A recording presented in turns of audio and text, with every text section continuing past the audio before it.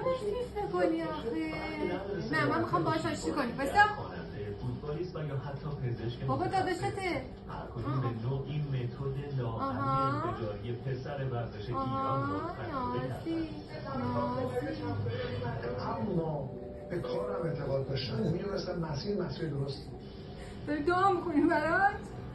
من زیاد تردی انیا خوب که من داداشتم 24 سال شد که در گفتگوهای مختلف کنار شما از رابطه‌های عزیز و به رفتار معتبر کشور